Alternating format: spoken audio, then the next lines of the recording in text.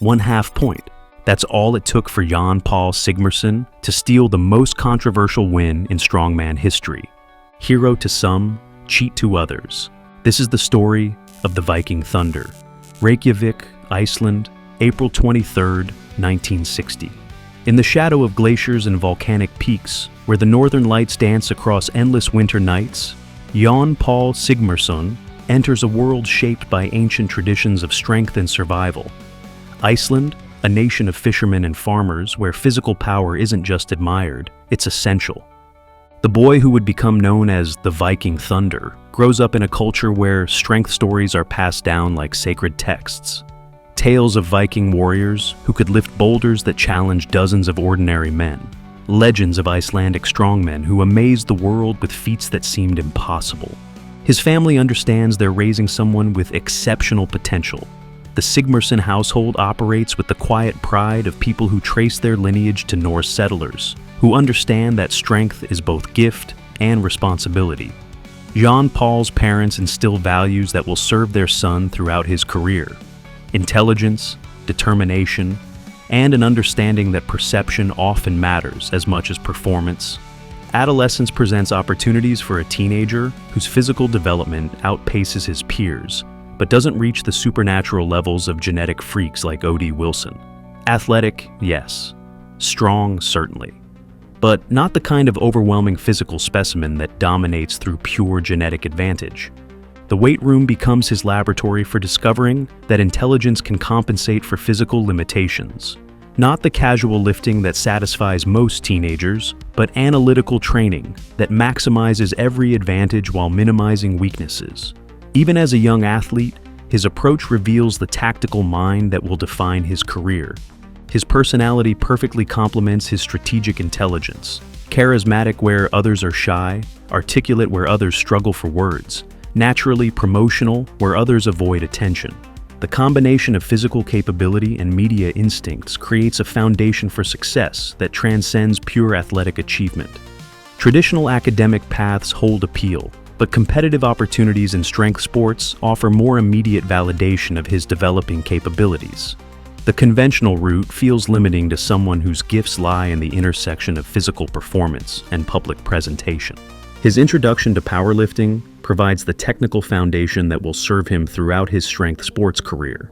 The precision required for maximum lifts teaches lessons about preparation, consistency, and the importance of performing when performance matters most.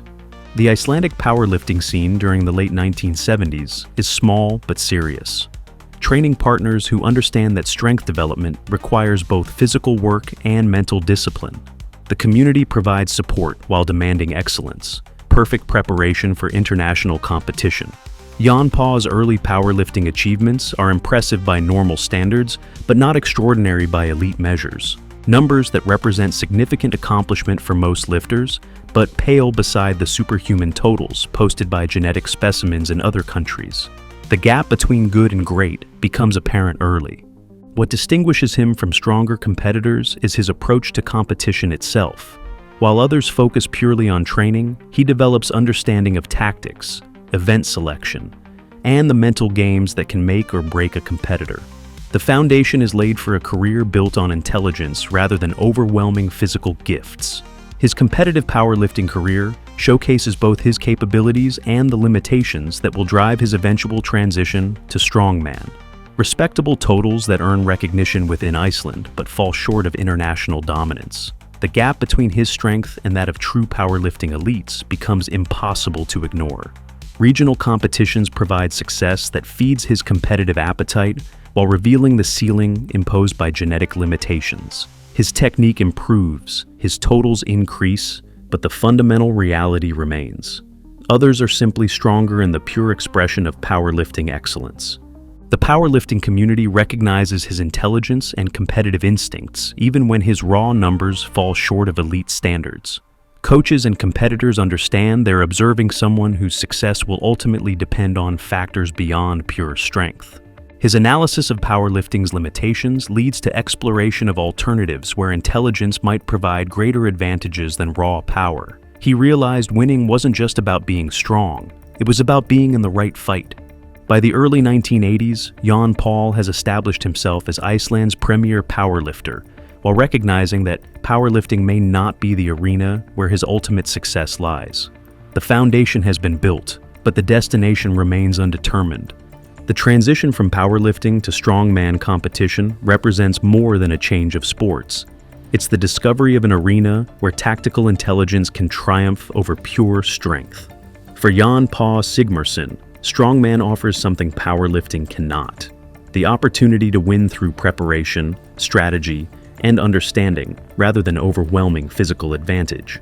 His powerlifting achievements by the early 1980s are solid but not spectacular, totals that command respect within Iceland but fall short of international elite status. The gap between his capabilities and those of genetic specimens like O.D. Wilson is apparent to anyone who understands strength sports. But strongman's varied events, subjective elements, and promotional considerations create opportunities that don't exist in powerlifting's pure environment. Here, the complete athlete can defeat the strongest athlete. Here, intelligence can overcome genetic disadvantages, which means someone like Jón Páll can compete for championships. His introduction to strongman competition reveals both his potential and the approach that will define his career. Not dominating through superior strength, but excelling through superior preparation and understanding of each event's specific requirements.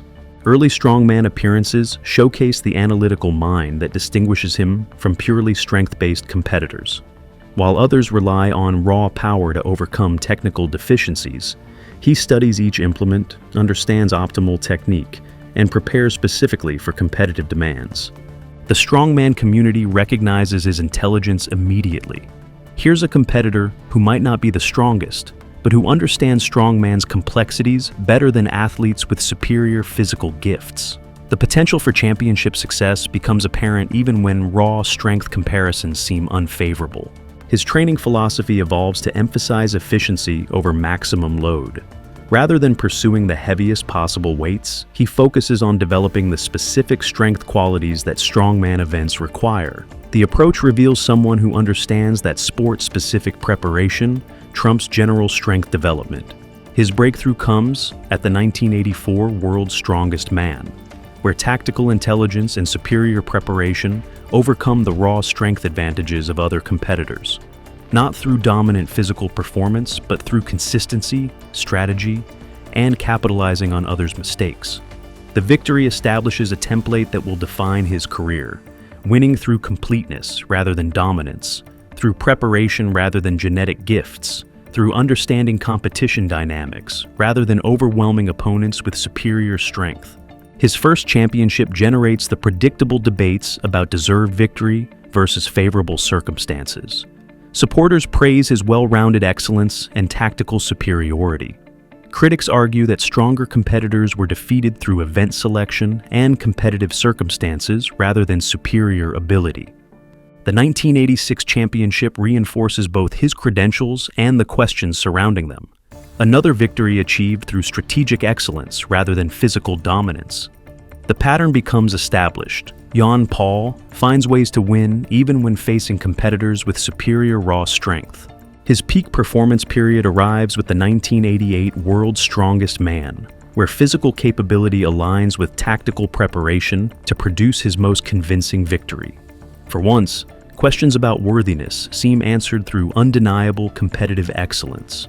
But even his strongest championship generates analysis about event selection and competitive circumstances.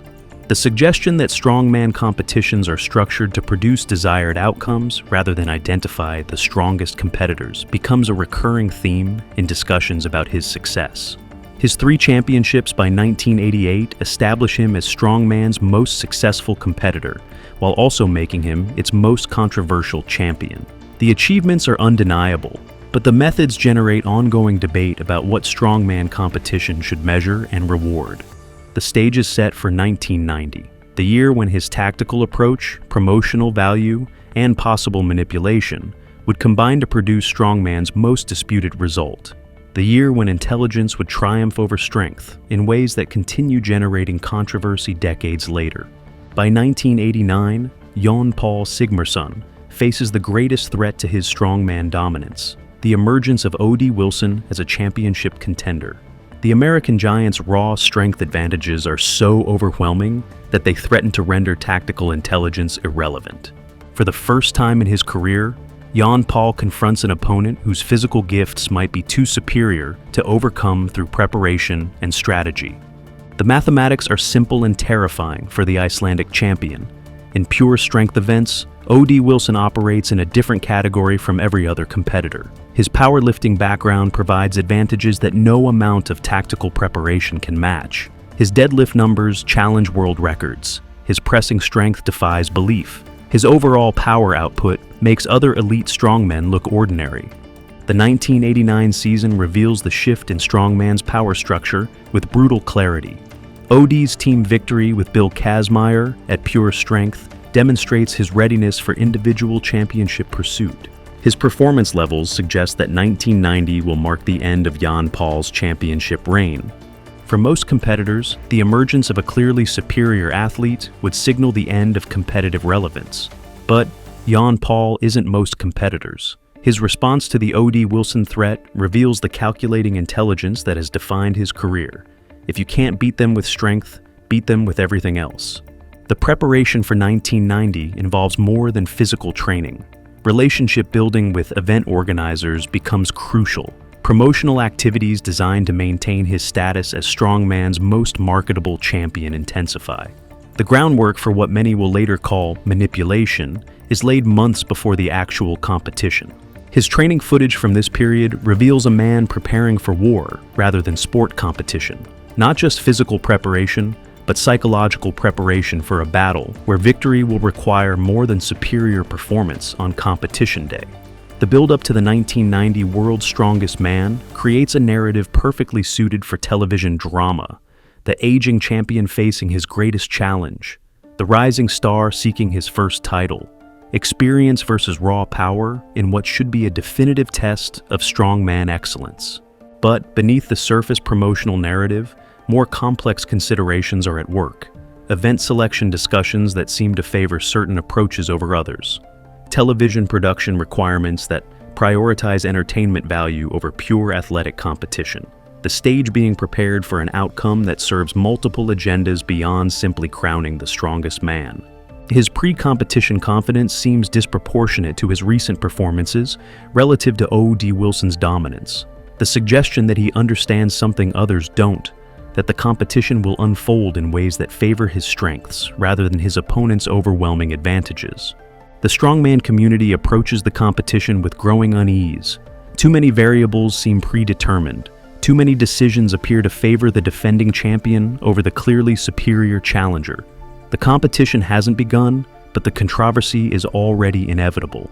The selection of Joensuu, Finland as the host venue adds complexity to an already suspicious situation. A location chosen for television production convenience rather than competitive requirements. A setting that accommodates promotional needs rather than pure athletic demands. The event lineup, when finally revealed, raises immediate concerns among knowledgeable observers. An unusual emphasis on endurance-based challenges that play to Jón Páll's strengths. A corresponding shortage of pure strength events that would favor O.D. Wilson's overwhelming advantages. Most suspiciously, the final event selection represents a complete departure from strongman tradition. Instead of the maximum strength challenge that typically concludes World's Strongest Man competitions, a cardiovascular endurance test that emphasizes running speed over strength capacity. The stage is set for what many will later call the greatest robbery in strongman history. The defending champion, armed with favorable event selection and home field advantage, positioned to claim a title from the man who everyone acknowledges is the strongest competitor in the field. Joensuu, Finland, 1990. The picturesque Finnish city becomes the backdrop for strongman's most controversial competition, where preparation met opportunity to produce a result that continues generating debate more than 3 decades later. From the opening events, 2 distinct narratives emerge. O.D. Wilson dominates the strength components with performances that leave spectators and competitors in awe. His deadlifting exhibition redefines what seems humanly possible. His pressing power makes other elite athletes appear ordinary. His overall strength advantage is so overwhelming that victory should be inevitable. Simultaneously, Jon Pall executes a tactical masterpiece that maximizes every advantage while minimizing the impact of his opponent's superior strength. Not trying to match OD's power, an impossible task, but focusing on consistency, technique, and positioning himself for the competition's conclusion. The early events showcase the gulf between O.D. Wilson's capabilities and everyone else in the field, including the defending champion. His deadlift performance isn't just winning, it's a demonstration of strength that belongs in a different category from normal human achievement. Loading events provide another showcase for the American Giant's functional strength. Objects that require significant effort for other competitors disappear into his massive hands with supernatural ease. The combination of powerlifting strength and developing strongman technique creates performances that seem to violate physical laws. But even as OD dominates through pure strength, the competition structure becomes apparent. Event scoring that minimizes the impact of strength advantages. Point distributions that keep the competition artificially close despite one competitor's clear superiority. A system that seems designed to maintain suspense rather than reward superior performance. Jon Pall's approach during these early events reveals his understanding of the competition's true nature. Consistent performances that keep him within striking distance. Energy conservation for later challenges. Trust that the event selection will provide opportunities to overcome his opponent's strength advantages. The middle events continue the pattern of O.D. Wilson's dominance being offset by scoring systems that prevent decisive advantages.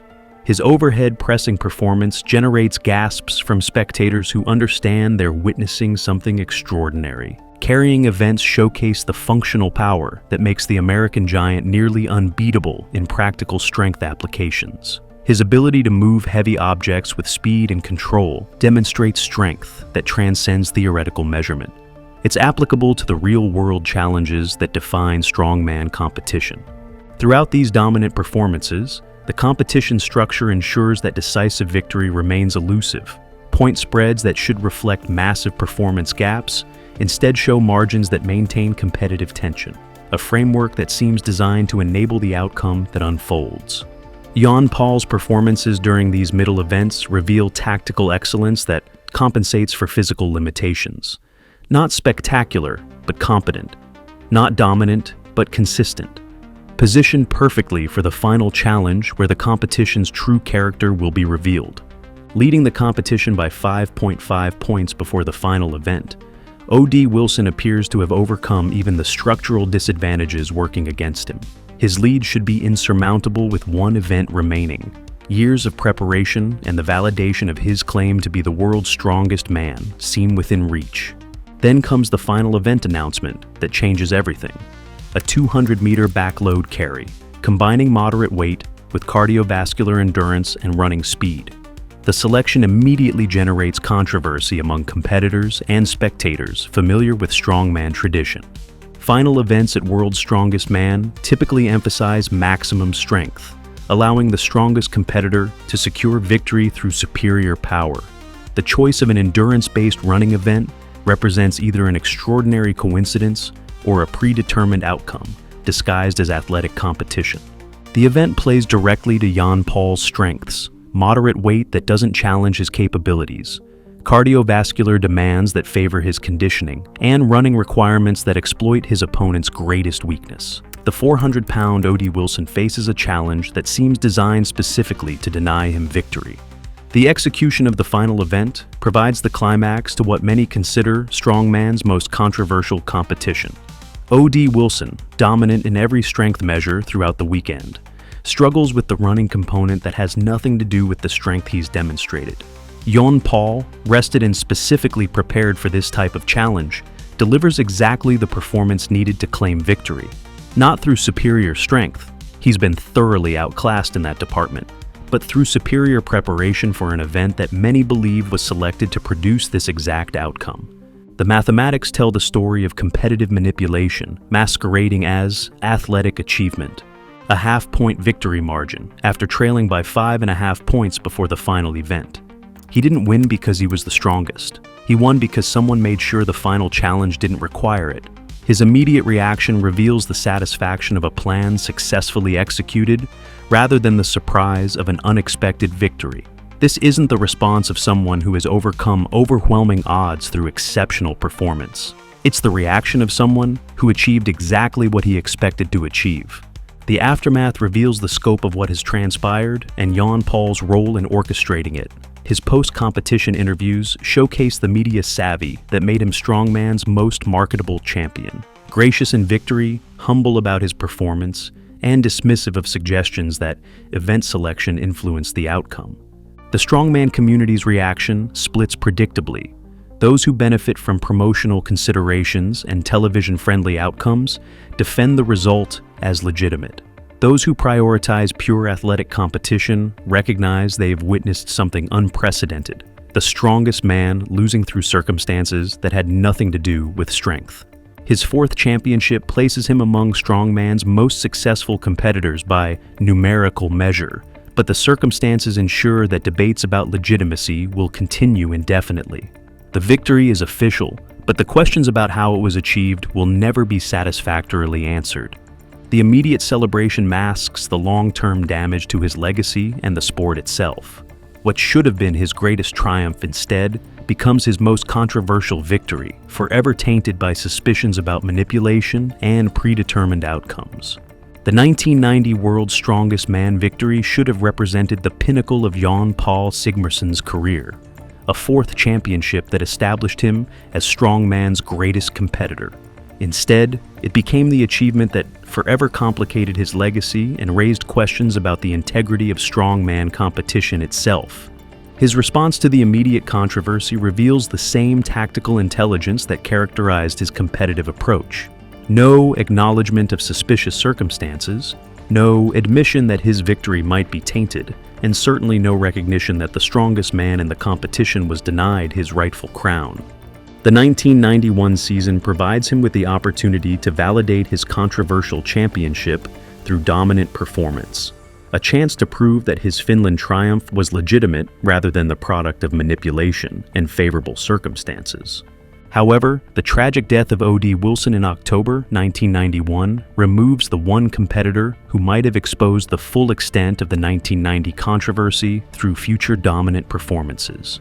The man who was denied his rightful victory is silenced forever, unable to claim the vindication that might have revealed the true scope of what transpired in Finland. His own death in 1993 at age 32 ends any possibility of late career reflection that might have provided insight into his understanding of the controversial circumstances surrounding his greatest victory. The questions about his legacy will never be answered by the man himself. The emergence of modern strongman competitions, with their emphasis on objective measurement and competitive integrity, provides a contrast that makes the manipulation of Jón Páll's era appear even more obvious in retrospect. Current athletes achieve victory through undeniable dominance rather than favorable event selection. The 1990 controversy serves as a permanent cautionary tale about the importance of maintaining competitive integrity in the face of commercial pressures. The lesson that allowing promotional considerations to influence athletic outcomes ultimately damages the sport's credibility and cheats deserving competitors of rightful recognition. His influence on Strongman's evolution includes both positive and negative elements. The promotional innovations that increase the sport's visibility and commercial viability represent genuine contributions. But the competitive manipulation that characterized his most famous victory provides a template for corruption that the sport continues working to overcome. Social media and video analysis have allowed new generations of Strongman fans to examine his competitions in detail, often reaching conclusions that are less favorable than contemporary coverage suggested. The ability to scrutinize event selection, scoring systems, and competitive circumstances has not been kind to his historical reputation.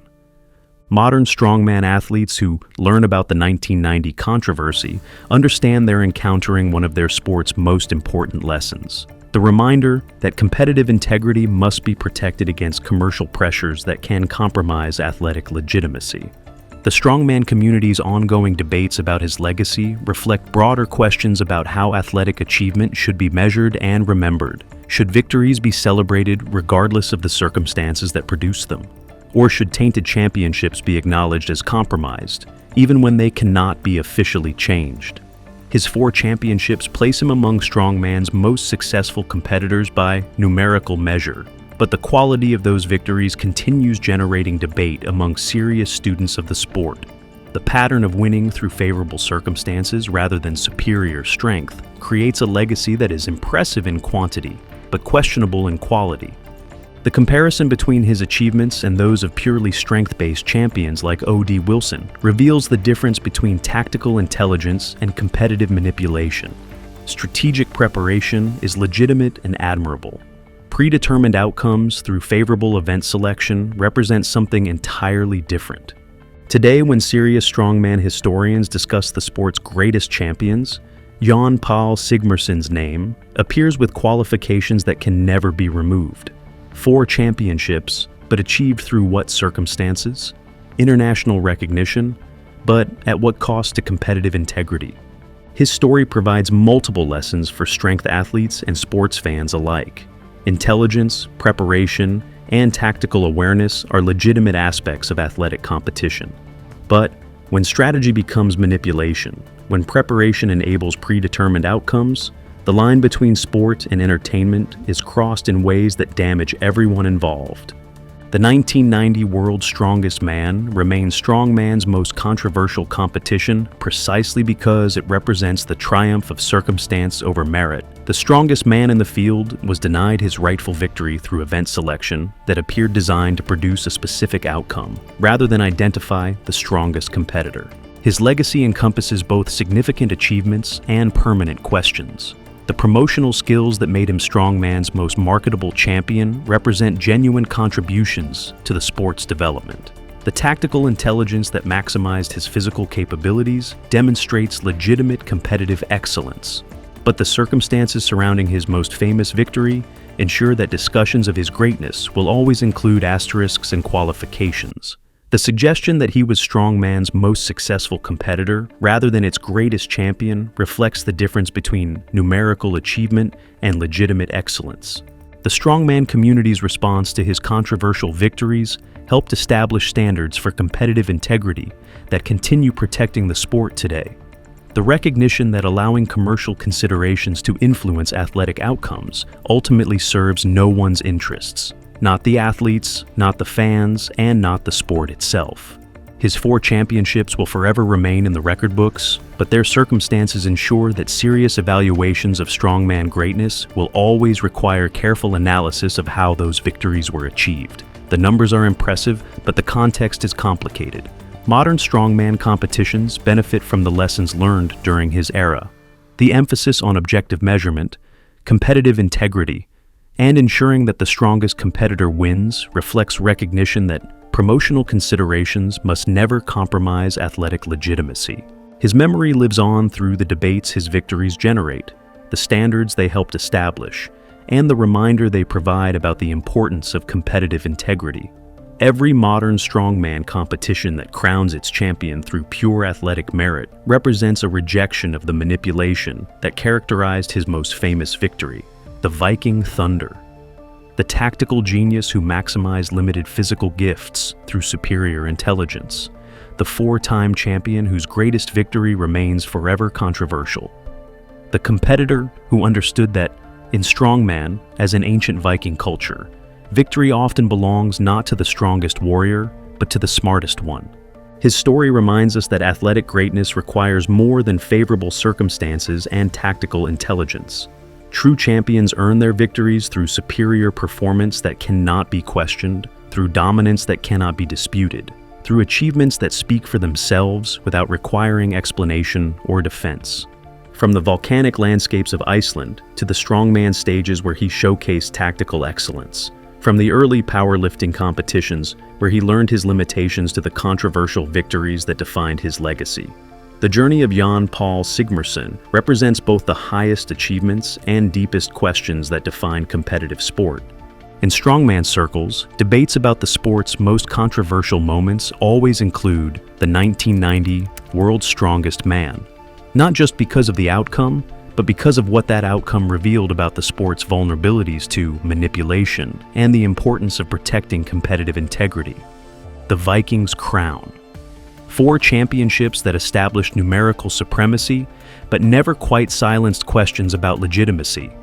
The legacy is complex, the achievements are numerous, but the circumstances will always generate debate. Jón Páll Sigmarsson, the strongman whose greatest victory became his most controversial legacy.